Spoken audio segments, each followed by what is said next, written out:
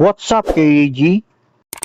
Paano kung lahat ng pera mo, lahat ng galaw mo, kahit maliit na gastos, nakikita ng gobyerno?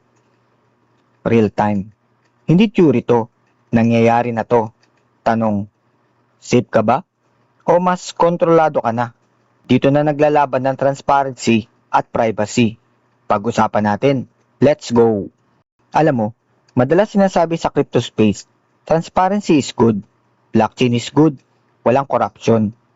Totoo naman, pero incomplete. Kasi ang tanong, para kanino ba ang transparency? Para sa tao o para sa gobyerno? Ganito lang yan.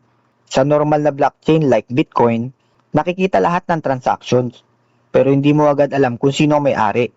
So parang transparent, pero may konting privacy. Pero pag pumasok ang government blockchain, iba na yan. Sample, digital peso, CBDC, central bank digital currency. Biglang nakikita nila kung sino ka.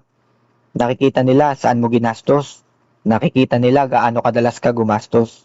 So hindi na siya anonymous, transparent na. Natatrack ka pa.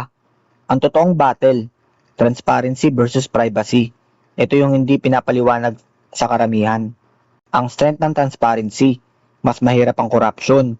Kita ang galaw ng pera. Mas accountable ang system. Ang weakness naman ito, wala ka ng private life. Pwedeng gamitin laban sa'yo. Lahat ng behavior mo may record.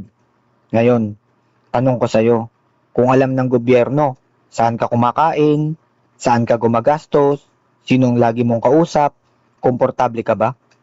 Be honest. Imagine mo to, nag-post ka online ng opinion mo, hindi nagustuhan ng authority, biglang na-flag yung account mo, may restriction ka sa spending, delayed yung transactions mo. Hindi ka kinulong, pero kontrolado ka. Ito yung delikado, hindi kailangan ng baril kapag kaya ka ng kontrolin digitally. Hindi pa fully nangyayari sa lahat, pero may signals na. Ang China, may social credit system. Ang ibang bansa, nagtetesting ng CBDCs. Ang mga bangko, mas strict na sa monitoring. So hindi to conspiracy, direksyon na to. Ito yung twist na hindi napapansin ng karamihan. Ang problema, hindi blockchain. Ang problema, kung sino ang may control ng blockchain. Kasi kahit gaano kaganda ang technology, kung centralized ang control, same problem lang sa traditional system. Real talk, hindi ako totally against government blockchain. May benefit siya. Efficiency, less fraud, faster transactions. Pero, hindi ako komportable sa full transparency. Kasi ang freedom, hindi lang tungkol sa pera, kundi sa choice mo na maging private. Kung beginner ka sa crypto, ito yung dapat mong maintindihan agad. Hindi lang, kikita ka ba? Tanong dapat, may control ka pa ba sa sarili mong pera? Kasi kahit kumita ka, kung wala kang control, anong silbi? Nare-recommendo ko ba ang government blockchain? Depende sa design.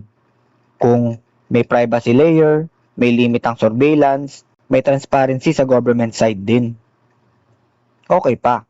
Pero kung full tracking, no privacy, one-sided control, delikado yan. Ikaw, mas pipiliin mo ba? Transparent pero walang privacy?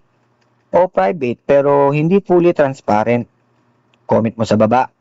Kasi dito talaga nagkakatalo ang future ng pera. Ito ang hindi napapansin ng karamihan. Hindi lang to technology discussion. Power discussion to. Kung sino ang may access sa data, siya ang may control. At kung hindi ka aware, madali ka makontrol nang hindi mo napapansin. So next time na marinig mo, transparent blockchain, good, isipin mo muna, good para kanino? Kasi sa future, hindi lang pera ang naka-blockchain, pati buhay mo. Game on!